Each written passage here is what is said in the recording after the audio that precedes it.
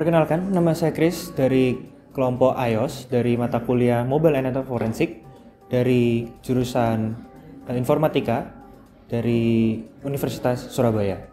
Pada kesempatan kali ini, tim kami mendapatkan kesempatan untuk melakukan penyidikan lanjutan pada kasus percobaan pengeboman di Semarang, yaitu pada konser K-pop X2, dan kejadian ini terjadi di Stadion Diponegoro. Polisi menemukan kejanggalan pada konser tersebut. Jadi pertama-tama ditemukan sebuah barang-barang yang bersifat aneh atau tidak seharusnya berada di tempat tersebut, berupa tumpukan-tumpukan makanan, tapi ditempatkan di tempat-tempat yang tidak seharusnya ada. Kemudian, polisi melakukan pengecekan CCTV terhadap siapa pelaku atau siapa yang menaruh barang tersebut di sana. Dan setelah dilakukan penyelidikan tambahan melalui CCTV, ditemukanlah seseorang dan polisi pun langsung melakukan proses penangkapan. Pada proses penangkapan tersebut diketahui bahwa pelaku bernama Robert. Lalu dilakukanlah pengamanan barang bukti berupa iPhone 11 berwarna hitam. Nah, pada alat inilah kami diberikan kesempatan untuk melakukan forensik digital oleh kepolisian. Lalu setelah kami memberikan barang bukti berupa lokasi dan hasil chat pada ponsel pertama, kami memberikan itu kepada pihak kepolisian.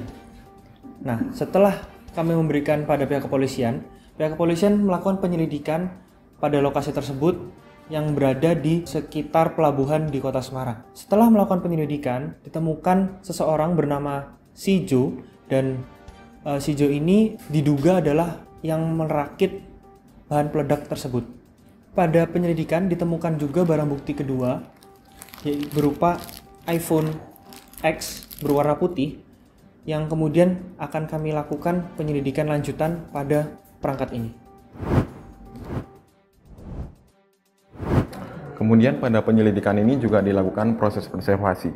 Preservasi ini dilakukan dengan tujuan untuk mengamankan dan menjaga keaslian dari barang bukti. Ada beberapa tahapan dalam melakukan proses preservasi ini, yaitu penyimpanan pada barang bukti kepada Faraday bag untuk memastikan keamanan dari perangkat ini. Kemudian juga dilakukan duplikasi data terhadap perangkat ini, namun tidak melakukan duplikasi terhadap drive asli dari perangkat ini, tapi dilakukan backup terhadap drive lain yang sudah pastinya terenskripsi. Kemudian juga melakukan dokumentasi sebelum melakukan pemindahan data-data ini, dan juga melakukan pencatatan siapa saja yang bertanggung jawab atas penyelidikan dari barang bukti ini.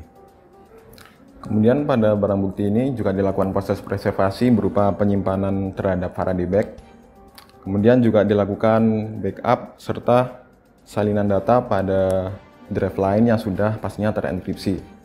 Kemudian juga dilakukan dokumentasi sebelum melakukan pemindahan terhadap proses penyelidikan yang selanjutnya.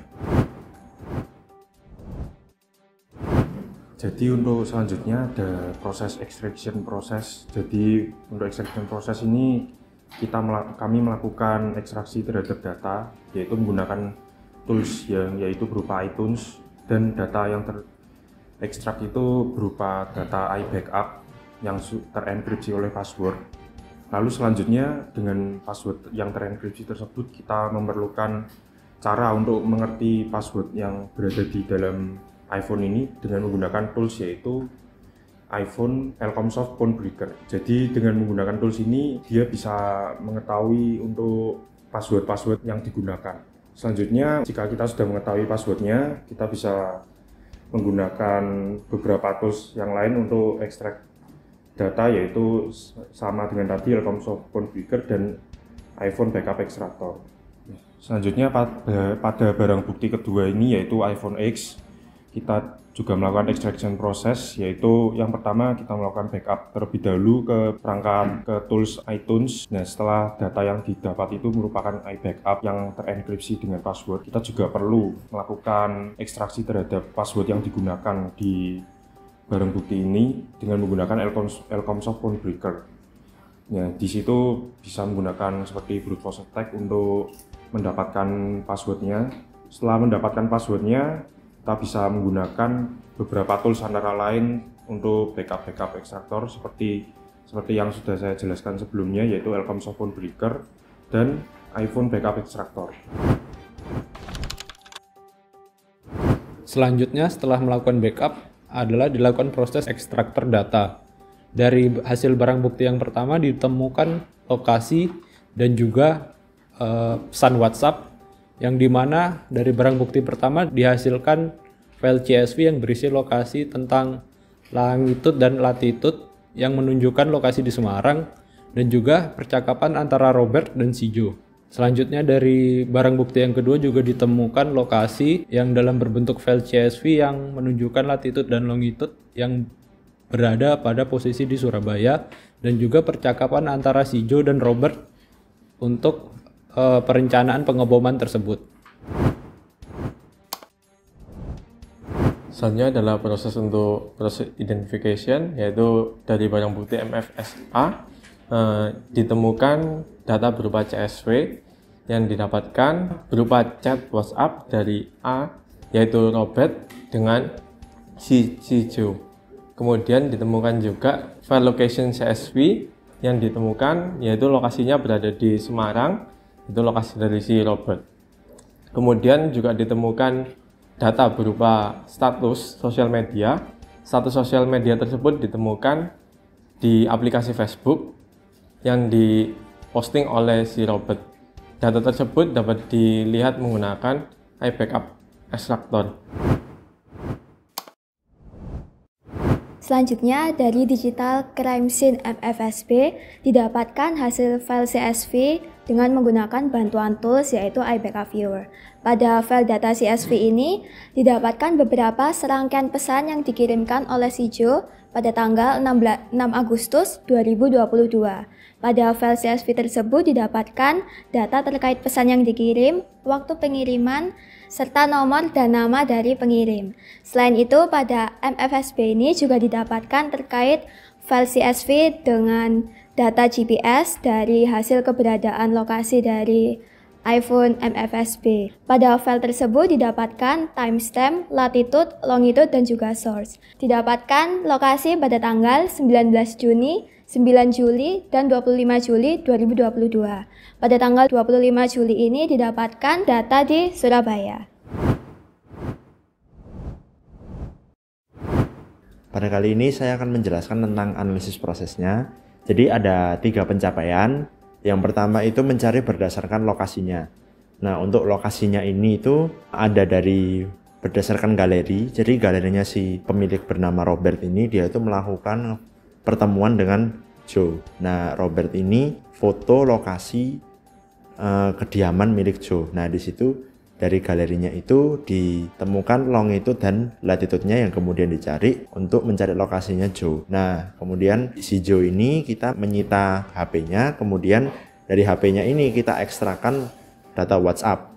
Nah, WhatsApp-nya ini juga ditemukan longitude latitude dari milik location dari Boni. Kemudian saat kita mencari lokasinya Boni ditemukan bahwa Boni berada di Surabaya.